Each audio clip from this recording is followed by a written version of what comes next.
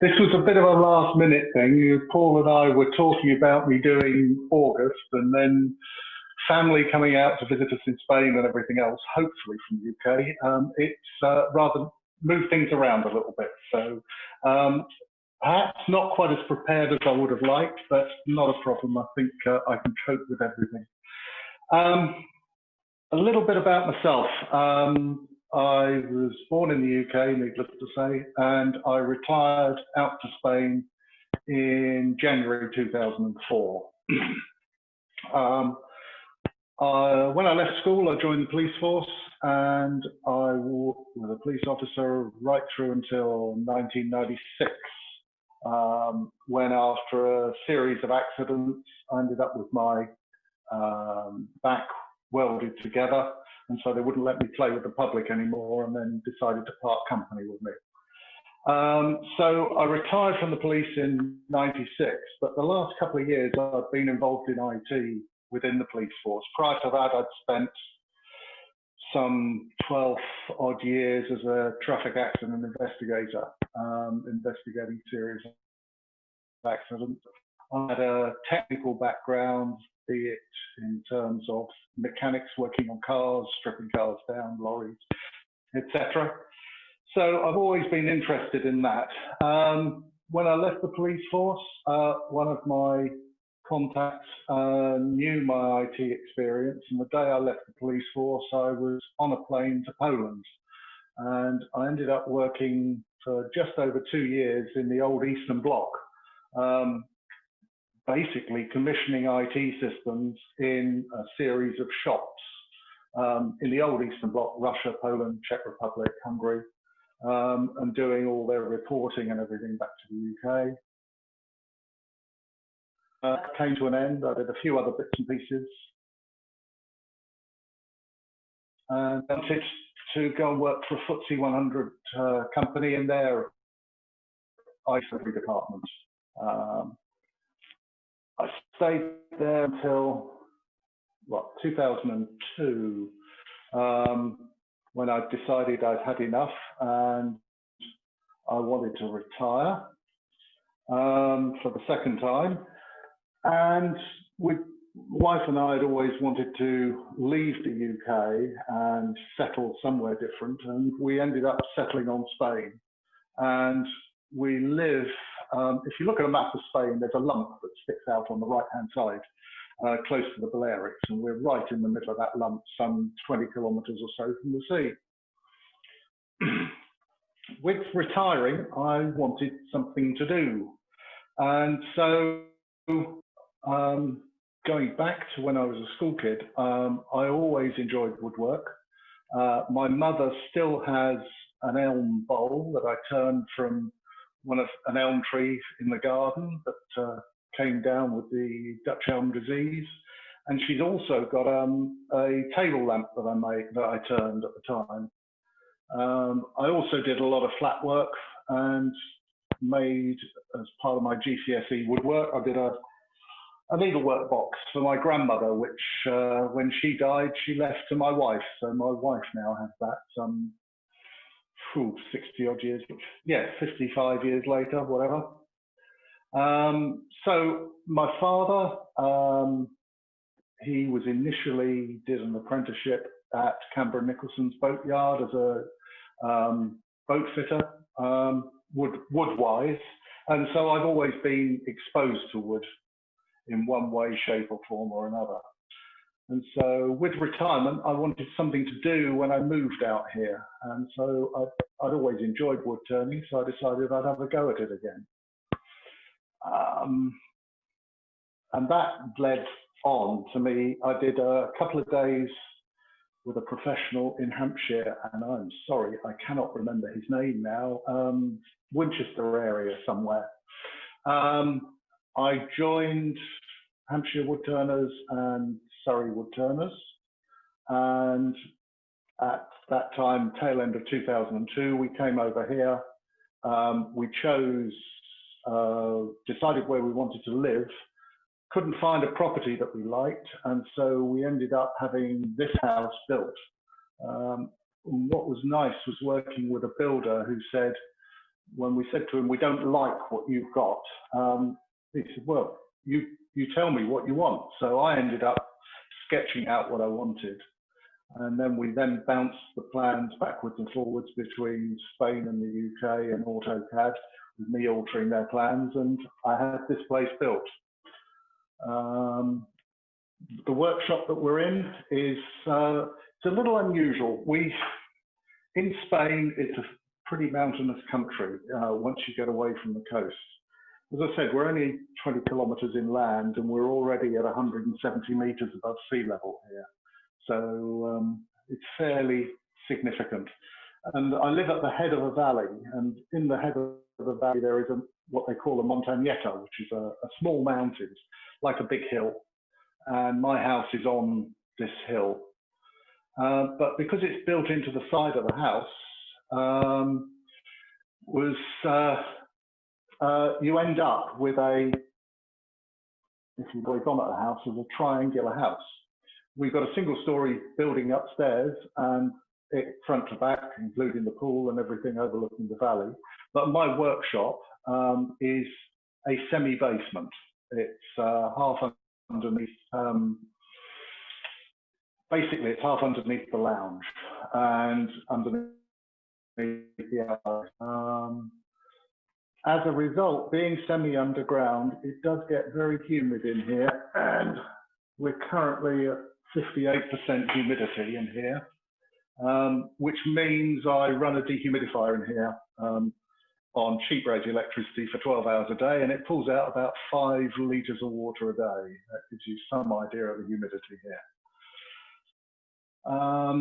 So anyway, having joined Surrey Wood Turners and Hampshire Wood Turners, I did some training with them, attended their meetings, demos, everything else. And I bought myself a record, is it DML 36, the 36-inch, cheap people second-hand off eBay. I set it up in my little tiny shed back in Hampshire before moving out here, and had a play at home with it, and bought a few more tools and other, and slowly but surely built up my tool supply in the UK. And when we moved out here in January 2004, I had this workshop. And since then, I have added to it.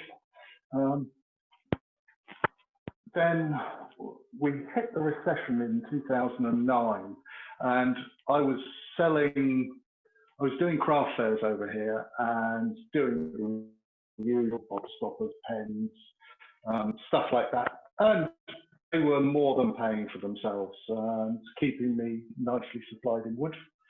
My wife was then ill, and so I took a step back from wood turning, and basically all my hobbies looking after her for a few years. She's now fully recovered, which is good news. And by the time I was ready to get back into wood turning, basically the craft fairs over here had died. And so there was little chance of actually selling work at fairs and places like that. So I ended up relying purely on commissions, and some years I'd have 10 or a dozen pieces, other years 1 or 2.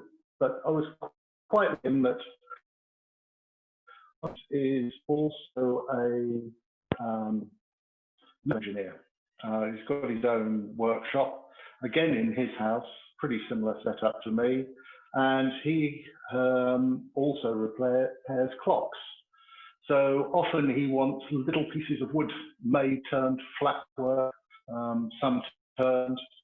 So we do a quid pro quo. I do bits for him and he does bits for me, and when he does his restoration of his clocks. Oh no, it's all right. I was just looking at some of the chat comments. No, I'll come back to those in a minute. So anyway, that was that. So I must admit I've not done a lot of late. I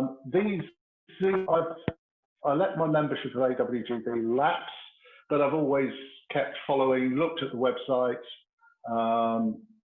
kept a note on Facebook and whatever. And I must admit that these Zoom sessions have got me back interested again. And in fact, having watched Harvey the other day and a couple of the other presentations, I think I'm going to try and get into the more arty stuff than the run-of-the-mill stuff going forward, and see if I can find an outlet for that.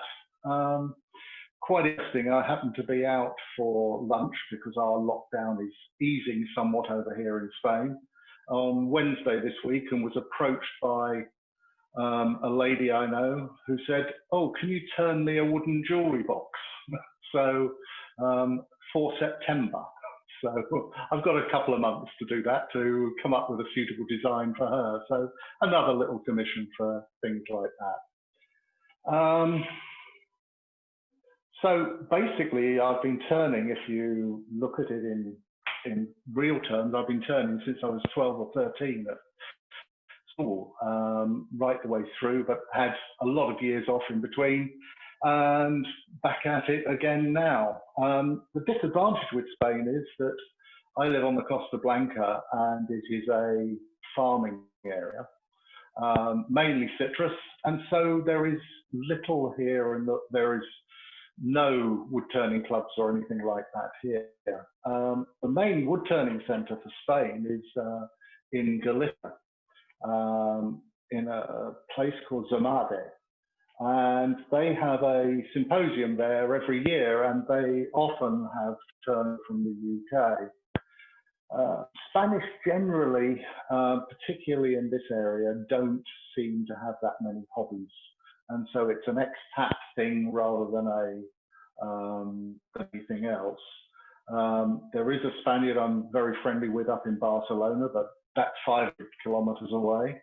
And Zamade is over 1,000 kilometers from here. So it's a bit different.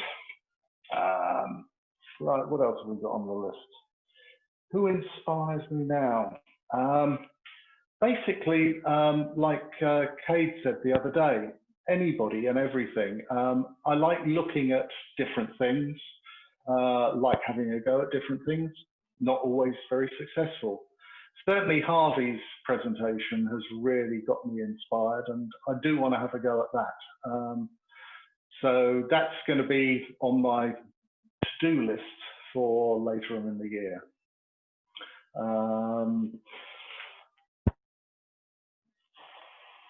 What do I like to turn? For personal enjoyment and for challenge, I enjoy turning straight-sided bowls. Pentagon bowls are the one thing that I really enjoy. And I know some people do them with lost wood. I don't. I cut the pentagon before and turn it from there. They are a challenge, particularly when you get them down to about 3 millimeters, which is what I like to turn them down to. Typically, I do them around about 20 centimeters in diameter. I did one recently for somebody. What is that? That was about 28 centimeters. I made that one a little bit thicker, purely because what was rather nice is this particular lady collects wood turnings, and she had a piece from Reiki. She had a couple of other well-known wood turners whose names have escaped me for the moment, and mine has gone on the shelf with theirs. So one of my pentagon bowls has gone on the shelf with those. So that was Marsh. She was really particularly proud of one of the Marsh. Yeah, that's what I enjoy turning. But as I said, turning for craft fairs, you turn what sells. So that's that. Other techniques I like to combine with turning. I've done a bit of dyeing. I have got a Dremel, which isn't really suitable for piercing, but I wouldn't mind having a go at that at some stage.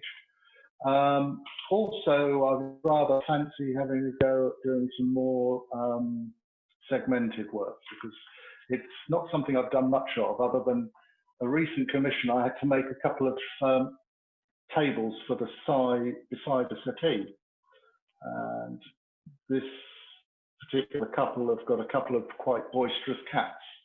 So they wanted some heavy, small, occasional tables to put a cup of coffee on beside the settee in the evening. So these again were about 25 centimeters in diameter and about 35, 40 centimeters tall. But I laminated up some Babinga because it was the closest match that I had to their dark stained cherry that they've got in their lounge. And it came out pretty well, but I laminated some of that up. Space was also some 20 odd centimeters in diameter and really heavy, so that if the cat knocked into it, it wouldn't knock the cup at the top of it. So, whereas a conventional flatwork table, which is what they'd had before, kept on getting knocked and coffee on the floor, which didn't go down well. Do I convert my own timber? Right, that's an interesting one. I'm lucky in that Valencia Comunidad, which is basically the area in which I live. Spain is split up into autonomous regions like Scotland, Wales, England, Northern Ireland for you guys in the UK. And my region is the Valencia Comunidad, and that's split into 3 counties, for want of a better word. In Valencia's area itself, the actual city of Valencia, there's a lot of furniture manufacturers for the whole of Spain. And Valencia being a port means that there are quite a few wood yards in Valencia.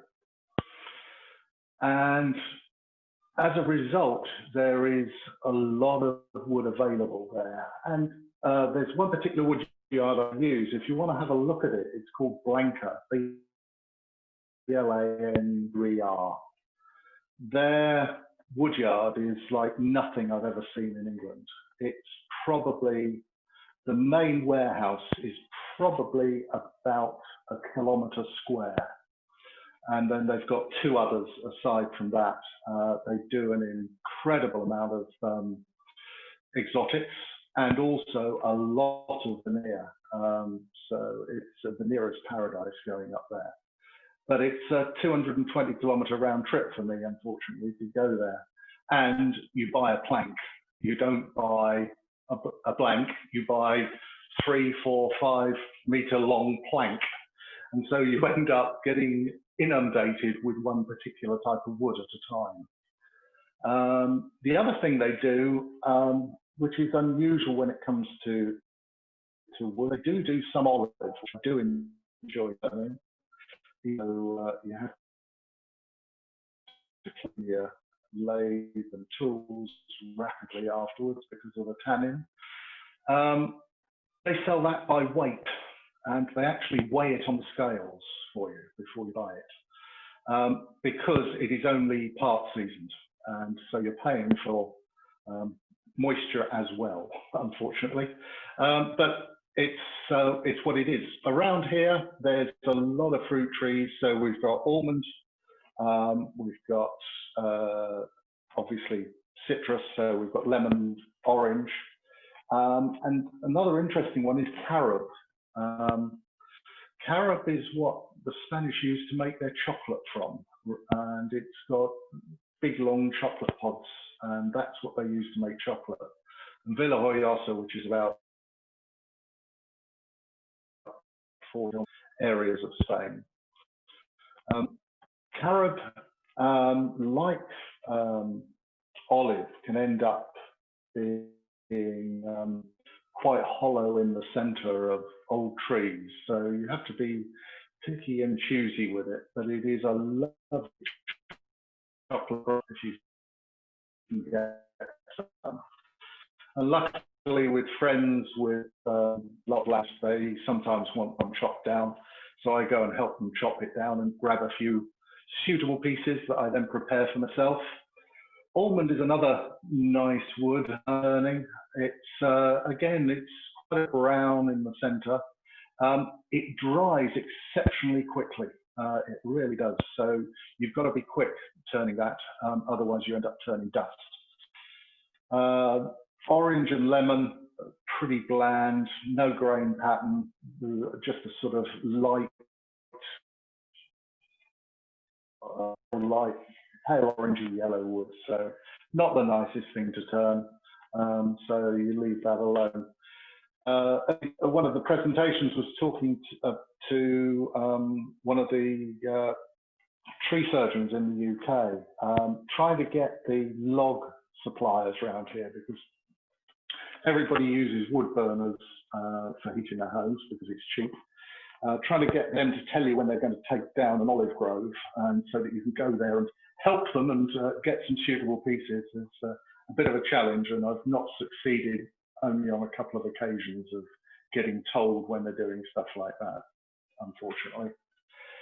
But olive is a lovely wood to turn, beautiful grain. If you haven't turned it, see if you can get some. Favourite lathe? Well, I stuck with the record for a while.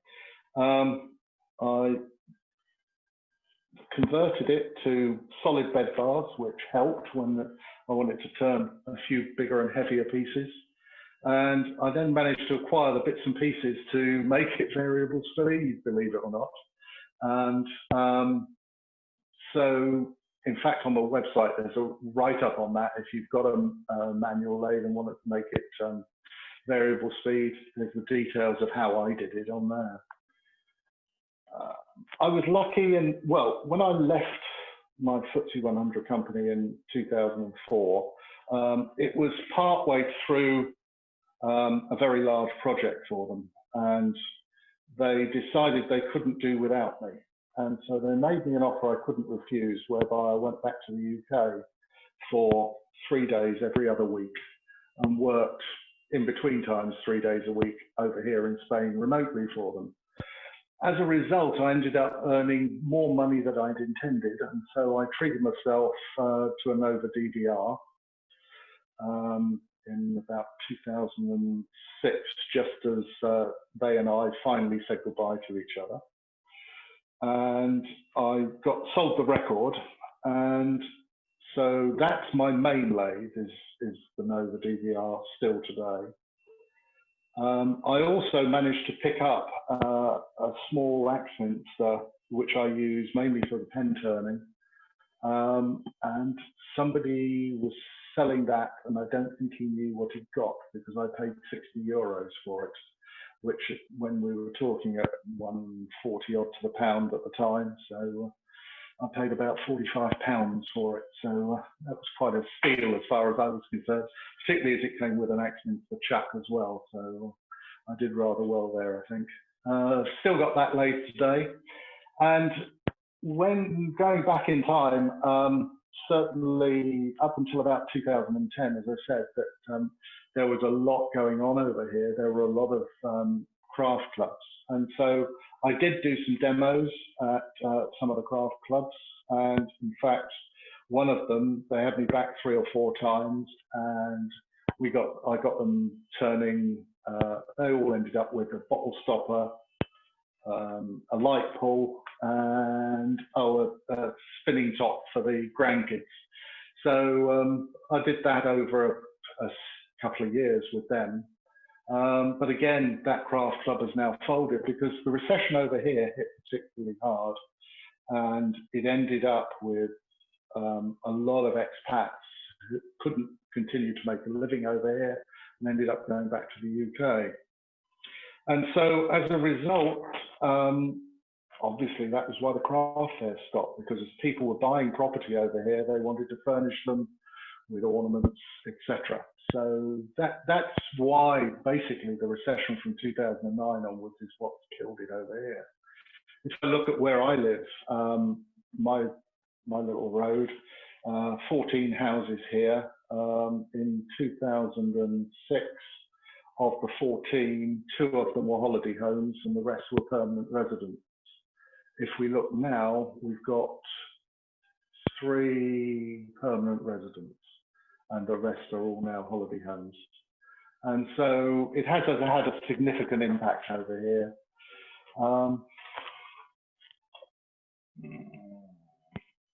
Is it a full-time occupation? No, I'm very happily retired. I come down here to escape my wife's wrath on the odd occasion. I'm lucky enough that I've accrued several pensions and so can live comfortably on those. And basically, my turning just needs to pay for itself to buy me more toys and wood. So I'm lucky in that respect. I think I've covered the last two things really with where do I want to go in the future. I need to try and find somewhere to get rid of some of my stuff. I haven't got much in the way of stock now. I've got a few Christmas ornaments, but I did notice in one of the local papers earlier on this week that there is going to be a craft fair in November in Javier, which is a large town nearby. So I think I will probably have a go at that. So I shall be making some more bits and pieces for that. My majority of my turning is not done during the summer, purely because of the heat. And as I mentioned earlier, the humidity in the workshop. I have got aircon down here. Without it, I'd melt. So it tends to be an early morning thing in the summer. And in the winter, it's an all-day occupation, as and when I'm allowed. We have got central heating, and I do have a radiator in here as well, so that in the winter at least it is kept reasonably warm. The advantage of having a dehumidifier in here, though, of course, is that I can leave logs, wet logs in here, and it does tend to pull some of the moisture out of those as well. So that can be quite helpful in drying wood. But obviously, I need to keep the workshop reasonably dry and free of moisture to stop my tools rusting. So I think that's about it for now. We can then go for a wander around the workshop. Are there any questions?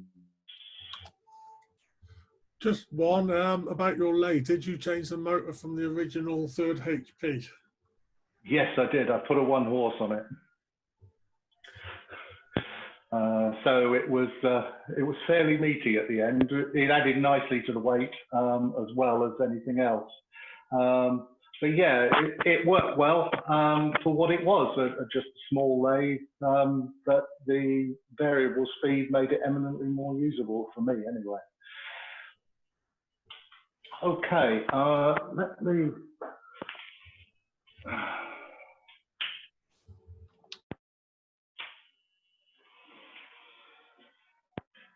just switch cameras. As I mentioned, I do some flat work still.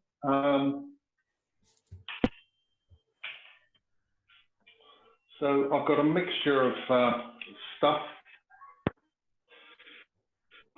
Over here, the blue drawers in the corner with the radio on top, that's all my manuals and other paperwork. And the little engineer's toolbox has got all little bits and bobs in it. Keep my pencils and stuff like that in there. Swinging, that's the only window I've got there out to the garden. And that, yeah, there we are. That is my father's old woodworking lathe that woodworking bench that I inherited when he died. Bit lightweight, and so underneath it are a load of these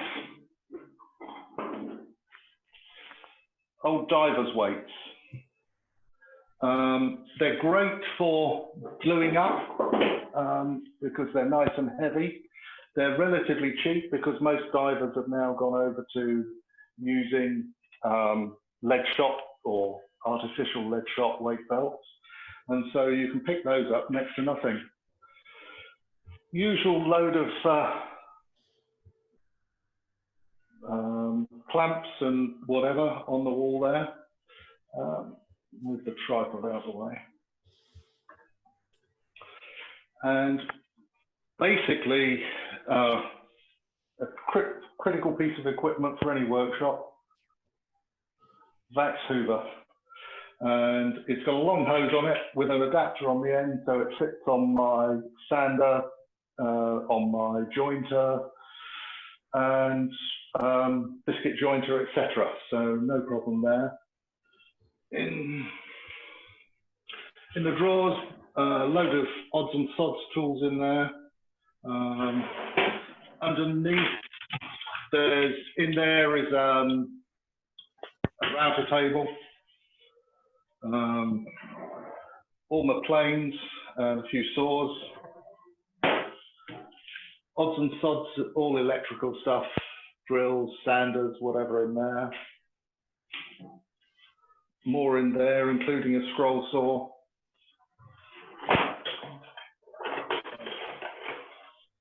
A load of carving tools of one sort or another. First aid kit in the top drawer. In the bottom, thicknesser.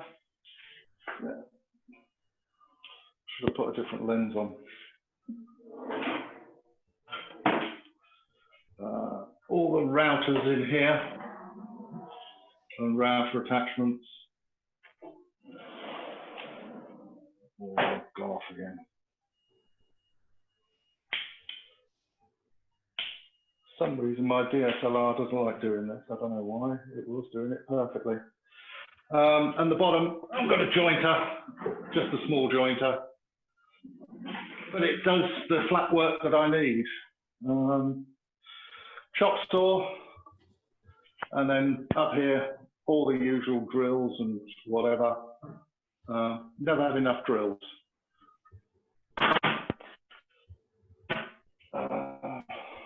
Record 300 bandsaw. That was one of their first. It had a problem with the fence, which they then changed, which was quite good. Where you're sitting at the moment, just a small table saw. There's a chop saw there and a milling table on the top of it. I'm waiting for somebody to pick those up because I've decided that I'm rationalising my toys and those are going. The white cabinet on the wall, that's my father-in-law's old tool chest. And so that's got some of his tools in it. Small cupboard on the wall, almost sandpaper is up there. And then we come down here, microwave for drying wood, needless to say.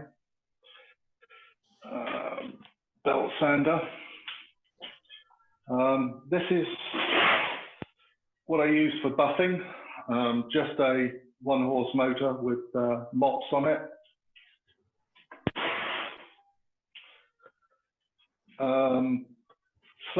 Slow grinder from Perform, which is Axon's cheap rate one. But actually, I very seldom use that now. What I actually use is my cobbled together version of the Sorby. This was a €35 from Lidl's, and I ended up converting it. Used the Wolverine setup on it that my mate made me a bracket for, and I had to reverse the motor because the belt went the wrong way. So that was that. Drill press. Yeah. That's my DVR, Nova DVR. I do like vacuum chucking. So down there is my vacuum motor, and that's plumbed through into a room the other side of the wall that is unfinished. So it draws in fresh air from there. Most important thing, the aircon up there. The sanding disc down the left-hand side, that was a Les Thorne thing. I saw him do that.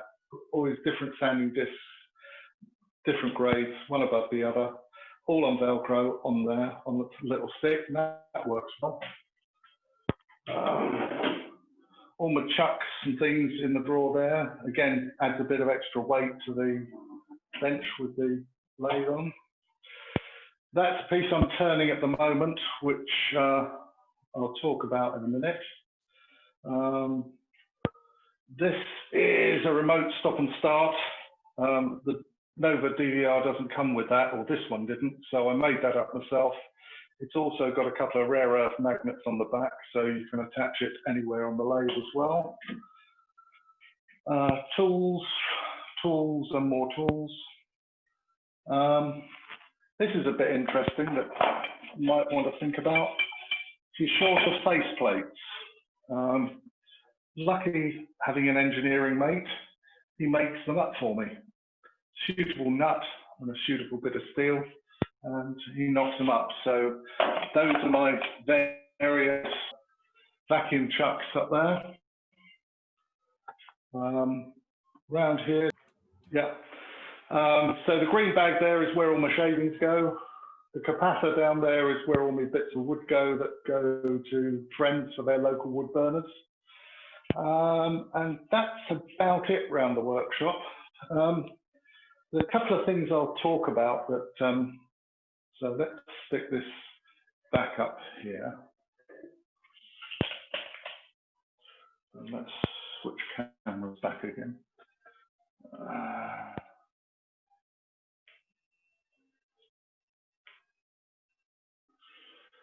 Right, that's back to me. Several people have mentioned about using rare earth magnets. They are easy to acquire, as we know, and reasonably cheap, but there is an even better source of them.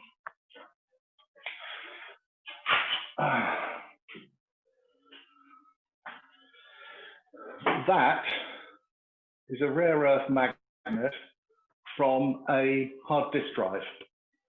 And so an old hard disk drive out of a computer, before you get rid of it, take it apart, and you can get rare earth magnets like that out of it. Ready, cheap method to get hold of them. And they work really well. Having one thing to cover is I've got dust extraction all the way around. I've got another room behind this wall that is unfinished because it slopes right up from 6 or 7 foot headroom this end to the other end when it's about 2 foot. And in there I've got a compressor and also my dust extractor. And there's a couple of switches on the wall that turn them on and off.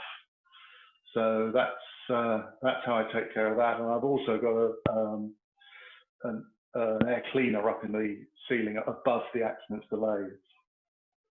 For PPE, I do like, I have got a Trend air shield, but if I'm not turning anything that serious, I tend to use their Air Ace mask, which is a half face mask, a really good filter in it, if you're not familiar, and it allows me to wear glasses quite comfortably if I don't need the full face shield protection.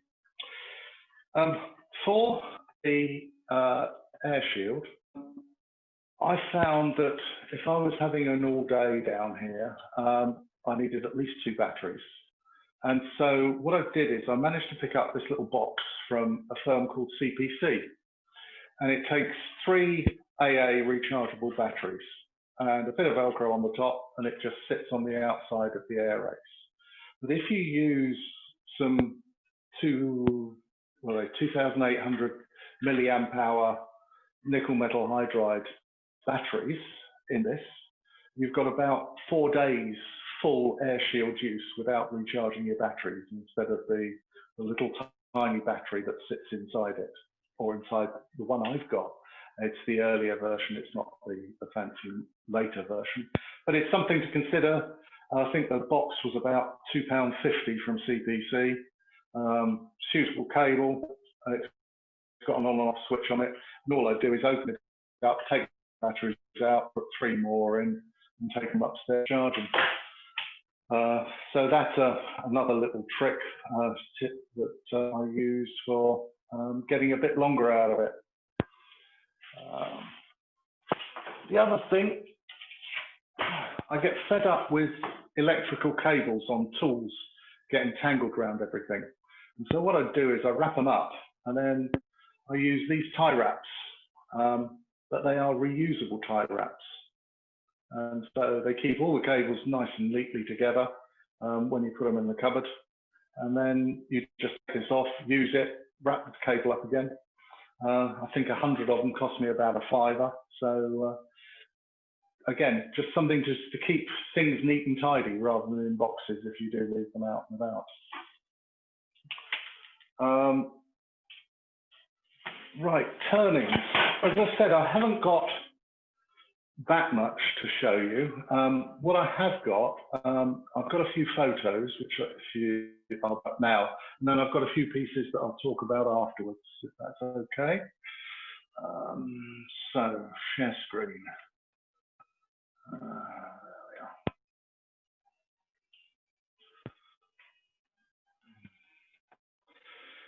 That's one of my little Christmas birdhouses. They always sell really well as Christmas ornaments. I know, I'm sure that you guys make them. I end up having to buy the birds in mates, but I've not found any suppliers over here. That's always the challenge in Spain, is everything is usually available, but the challenge you've got is finding out where to get it from. Yes. Are there any differences between the Spanish craft market taste and the UK? Yeah, there are. I found that I was about the only wood turner initially going to any of the craft fairs. Down this way, there is very little in the way of craft, shall we say. So, which is a shame, really. But there is. That's just the way it is, unfortunately. And the Spanish are not big on craft. They are on their traditional craft. So if you go to one of their, they call them medieval markets, basically. And what they are is they're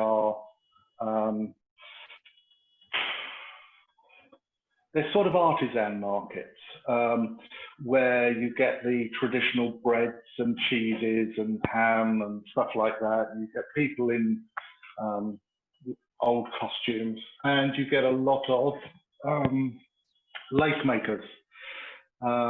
So you get that type of craft. But when it comes to things like wood turning, there just doesn't seem to be anything very much at all. Right, let's see if this works. I've just dropped them into a PowerPoint slide. So if I get back to Zoom, and if I share the screen again, let's go for that and share that. Right,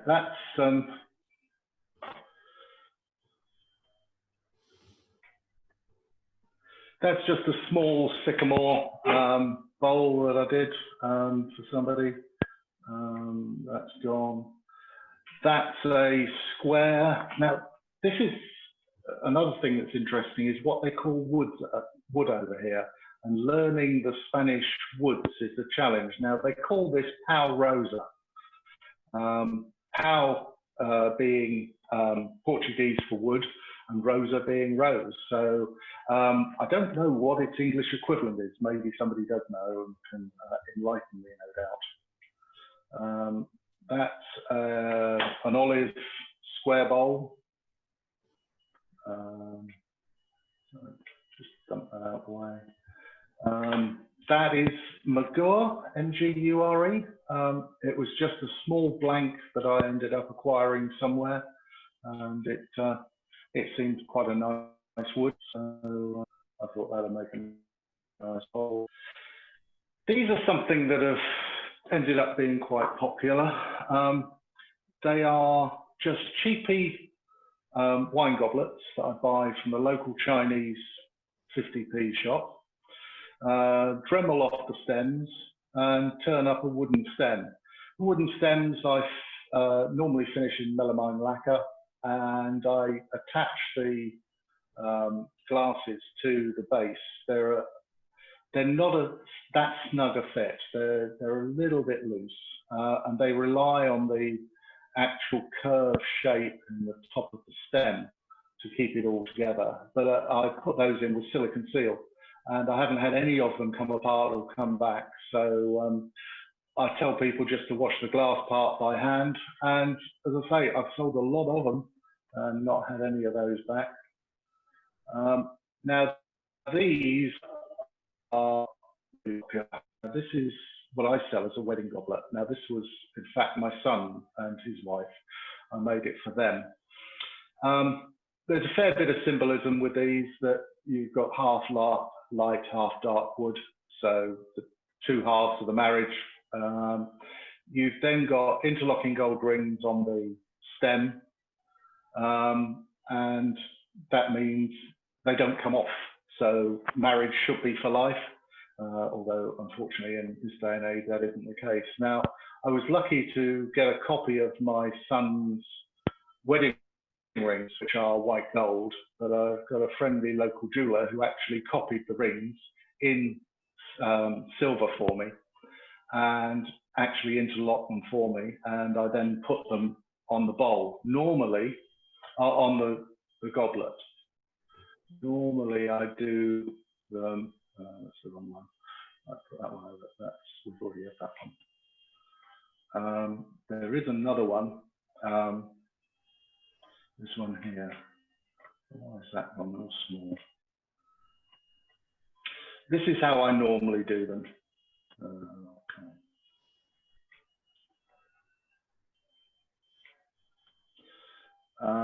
I've got a laser engraver locally, and so this again, this one's got just wooden rings on the stem. I turn the rings on the stem and then ring and glue it back together again with CA glue, and then gild them up. And that's how I normally do those, but that was one I did. That was a couple in England, in fact, had this particular one, and they wanted their names actually engraved on the bowl. My sons, I had their details engraved on underneath the foot, which is where they wanted it. That's that. And then the last one there, which you've already seen, is just a fancy piece of bow coat that I managed to pick up for a bow coat pen. Just some pieces that I've made there. I have got a couple more over here, which I'll go and grab. I don't only do 5-sided bowls, there's a 7-sided one there. Again, just a simple little dish. The other thing with living outside and with pools, a lot of people want wooden bowls like this for nibbles with drinks, because they don't want glass and they don't want ceramic anywhere near a pool, because of course if it gets dropped and breaks, then you end up with bits in your pool that are a nightmare to get rid of. So that's that. This is an olive 5-sided bowl, pentagon bowl. This is in fact my wife's, and she uses this for nuts when we have guests. So that's that one. Another one, just in stock at the moment. Just about, what's that one? Probably about 2.5 millimeters, weighs next to nothing. But people seem to like the lightweight stuff. Now, I presume those of you that do craft shows and whatever do bottle stoppers, because they seem to sell. And of course, with the wine market over here, they do sell reasonably well over here. Now, these, I've managed to find a supply of ceramic cabochons, and they always look and sell quite well. They come in 2 sizes. That's a smaller one. The other thing is I've got a friend who does dichroic glass, and she makes me dichroic glass cabochons as well, which I set into the top of the bottle stoppers. So she does all different ones of those. So, as I say, at the moment, that's about it from me, I think. I don't think there's anything else from me.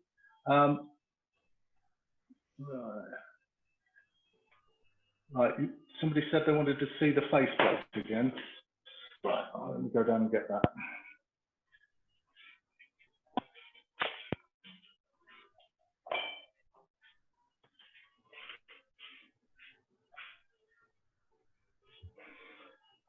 So, because my DVR, for some reason, Nova will insist on selling it's 1.25 inch, isn't it? Yeah.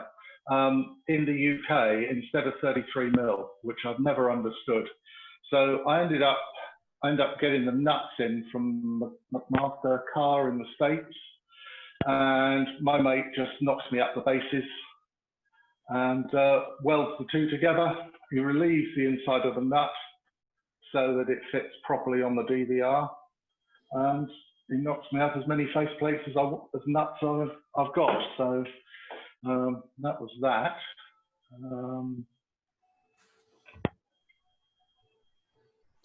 There's a question about your battery box as well. Is there a name for it? The one for your... No, it was just a battery box from, it was just a three AA battery box with a switch. Yeah. From me, who are, they're up in Lancashire somewhere. They do mail order. They're like RS Components. Yeah. So they're another firm like that. And as I say, it was only a couple of quid, but it was a while ago, so I'm not sure. I would think they still do them. Unfortunately, you've lost Macklin's, because I'm sure Macklin's would have sold them as well. Yeah. Do the magnets you use on the Nova cause any problems with the electronics? Not to date. I've got on the top of the Nova, I've got an electronic, a magnetic tool tray, which I keep my chuck keys in, and that's been on there for over 10 years with no issues. Okay.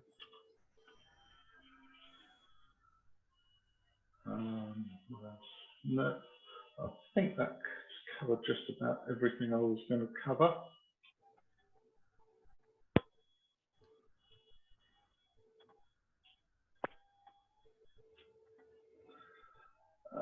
Wood comes from the African rainforest. Don't know. As I say, I just go up there and have a look. If you put wood turning Spain into Google, I think that my website comes up first. It's simple name, turnspain.com, if you want to take a look. There are the instructions on there, as I said, for the if somebody is interested in doing the vary speed. I picked up the bits for that off eBay, and a local English motor rewind place did me the motors for about 40 quid from memory.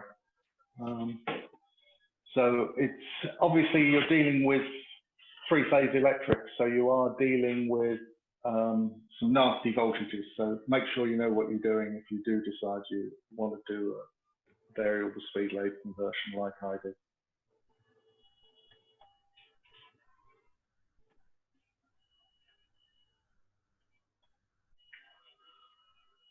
Anything else? Scroll back up. A question about your Axminster lathe. Which model is it? Good question. I'll go and have a look and tell you.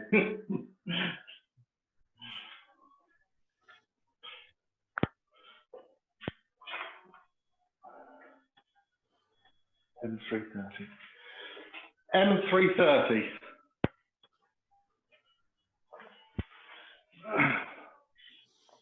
Does that make sense to whoever asked the question? I think so. Yeah. Well, your Axminster seems to change the names every few years, don't they? Oh, tell me about it. I've got one of their air sanders, and the sanding disc has gone up the pictures. They supply it. I've got a spare sanding disc to go on it, but do you think I can get it apart to swap it over? Can I? Heck. So I emailed them beginning of the week and still waiting for a reply on how does it come apart. So that'll be interesting to see when I eventually get that. Yeah. Okay, I've enabled everybody to unmute themselves. So if you want to join in the discussion, feel free to unmute and join in. Hi, Colin. Yeah. It's David. Are you far from the Fawnville? No. Where am I in relation? The Fawnvale is probably about 1 kilometre from here. Right. I'm quite familiar with that area. Yeah. My brother lives in Benny-Delage. Yeah, that's the next village down from mine. I'm in Orba. And my sister has a house across the Campos over in Rafael de Almunia. Oh yes, yeah, can see that from up on our terrace. So yeah, very local. Maybe next time I'm over there, I shall have to look you up. Oh, most definitely, yeah, please do. And if anybody is visiting in the area over here, always give me a yell first. I can show you some of the area, even if you're not interested in the wood turning. So did you ever go into the Fawnville? No, it's without being disparaging, it's a bit too British for me, shall we say? Okay, well, my nephew used to run it. Oh right, yeah, Tracy runs it now. So yeah. I know Tracy, yeah. Okay, Yeah. well, Jason, did you ever meet Jason? Yes. Oh, he's my nephew. Ah, right. Yes, I know who he is then. No. Right, you may even know my brother. He spends a lot of time in Barts in Benny-Delage. Right. But now I think he uses the Ballyester or something on the corner. Oh yeah, yeah. They've